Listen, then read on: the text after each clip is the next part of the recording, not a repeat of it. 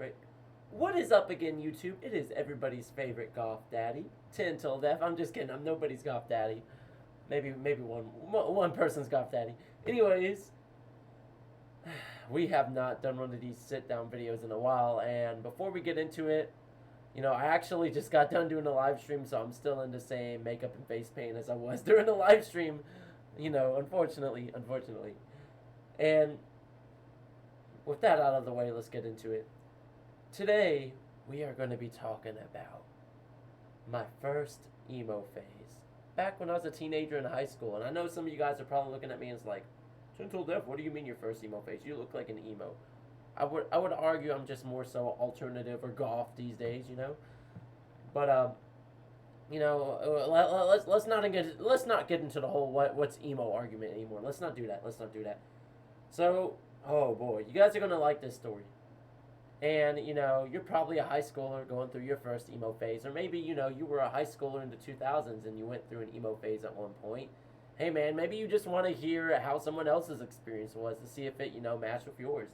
So here's my experience, and here's something valuable I learned, because I think you need to hear this too. Whoever you are on the other side of the world or the other side of this country right now, I think you need to hear this too, because this is gonna teach you a very strong lesson about bullying and about conforming to the norm and being secure and comfortable in your own skin, right? So the first time I ever now, I guess we'll go back further. When I was a kid, I listened to a lot of what you would call emo music. Really, it's just pop punk music, but everyone calls it emo music, right? So, My Chemical Romance, Green Day, all of them, right? Boys Like Girls, I listened to a lot of that as a kid. I just didn't know that was fucking emo music, right? I really remember the first time I heard MCR, I think it was Na Na Na Na, and then Teenagers when I was a preteen, or I was about to become a teen at the time. So, anyways, junior year of high school, right?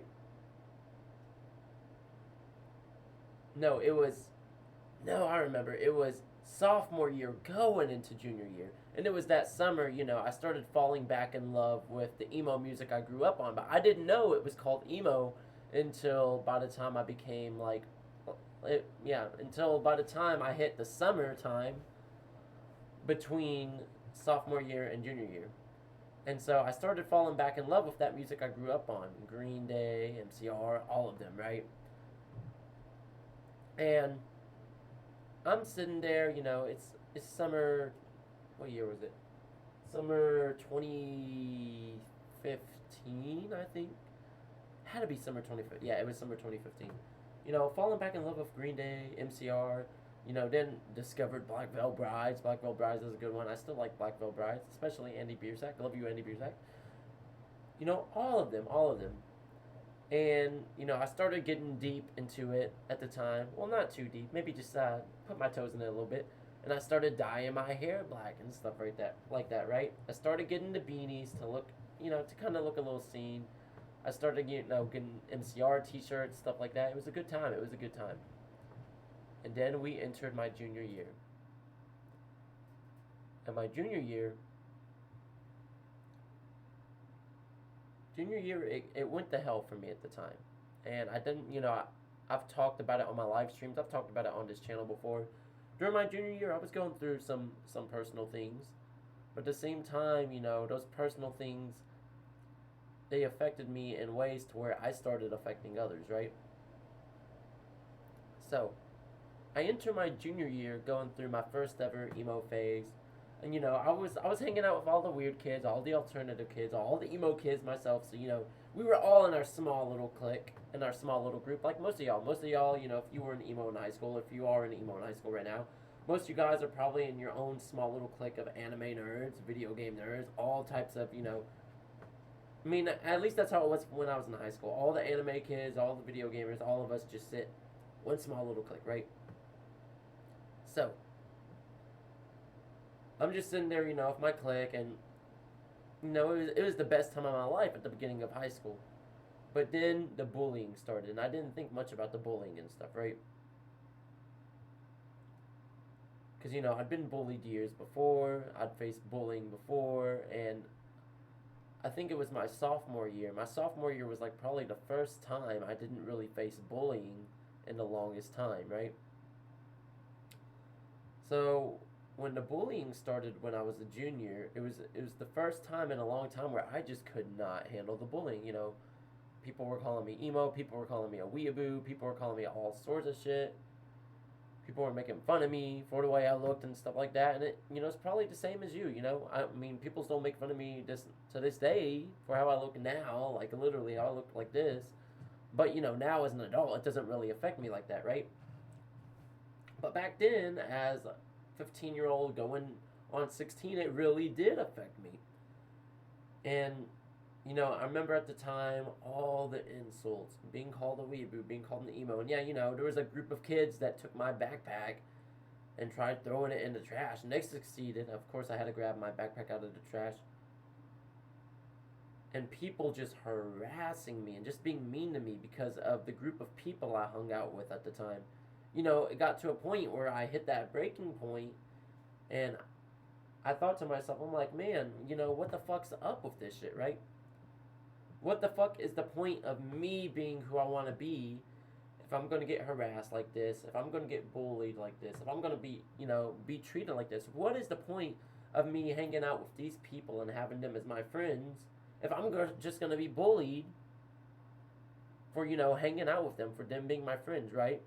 And so when I hit that breaking point where I couldn't handle the bullying anymore, in my head I was thinking, well, if this is what people want, I'll quit hanging out with my friends. I'll quit being emo me, and I'll just go back. I'll just be normal, right? And so, like I've talked about in live streams and in past videos, I conformed to the norm. No more MCR t-shirts. No more Kingdom Hearts Heartless t-shirts. No more beanies. No more black hair dye. No more long hair anymore. Just a shorter haircut, right? Going back to the basics. And what's crazy is when I conformed to the norm and I quit being friends with those group of people, with that group of people, quit doing the hair dye and everything, and I even, threw away my backpack I had at the time too, my anime backpack, because even back when I was in high school, watching anime, you got bullied for that too. So, when I conformed to the norm, suddenly nobody mistreated me anymore. The bullying stopped.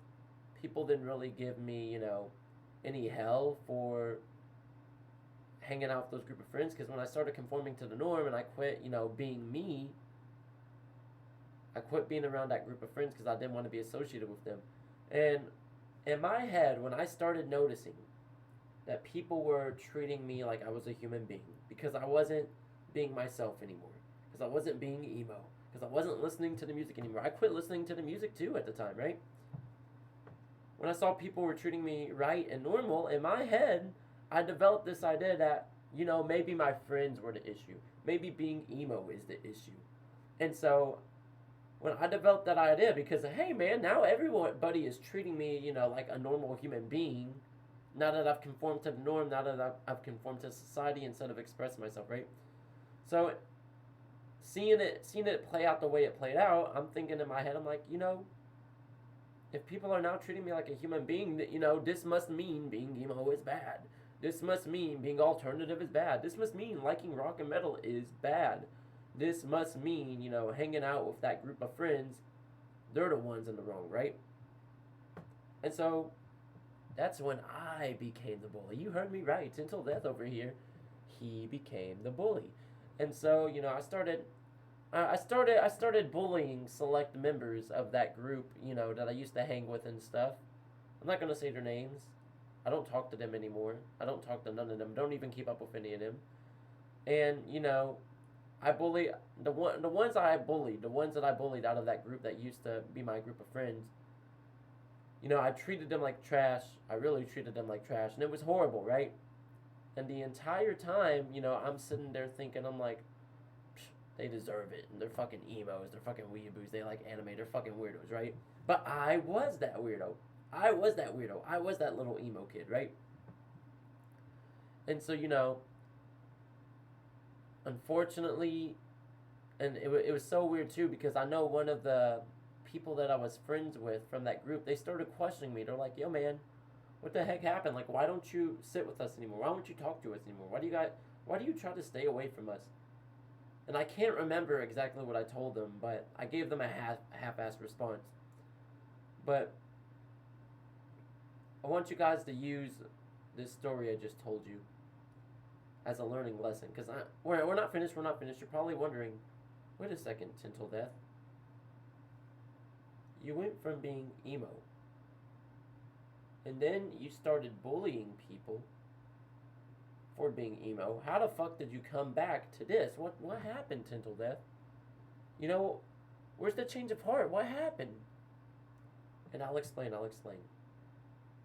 This is a good learning lesson for all. It's 2022.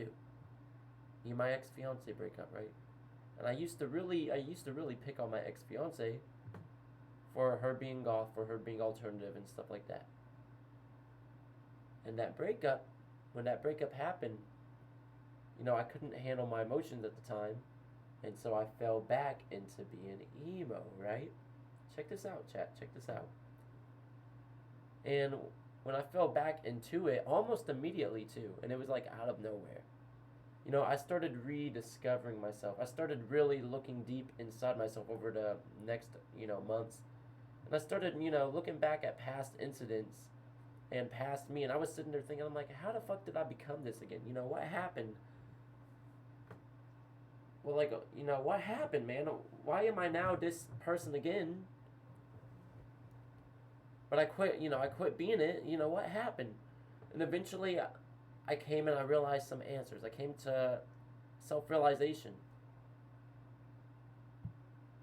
And the fact of the matter is simply this, you know, all those, because of that bullying I faced for trying to go through an emo phase in high school, it made me, and like I said, in my head, what I was talking about, you know, how it made me feel in my head. Now, as an adult, years later, it made me realize, hold on a minute.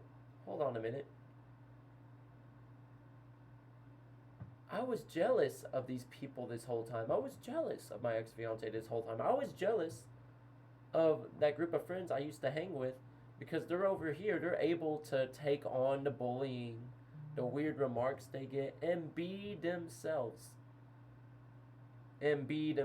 Right? But here I was. I got bullied out of it, and so, you know, the hardest learning lesson I now learned as an adult when I started becoming emo again after that, you know, breakup with my ex-fiance at the time, is that hold on a minute, this is really who I am. I am this alternative weirdo freak guy, right? I really am this weird, dark, mysterious person. It's just I quit being this way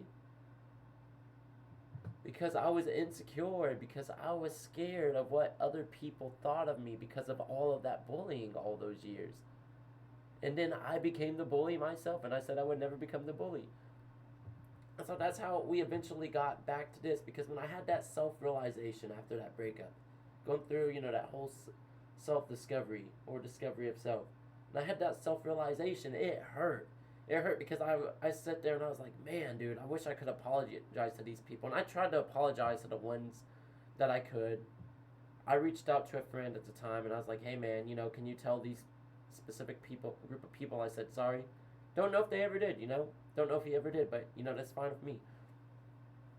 But moral of the story is bullying, you know, will make you feel insecure in your skin, and it'll probably cause you to not want to be yourself anymore. And because of that bullying, I didn't want to be me anymore.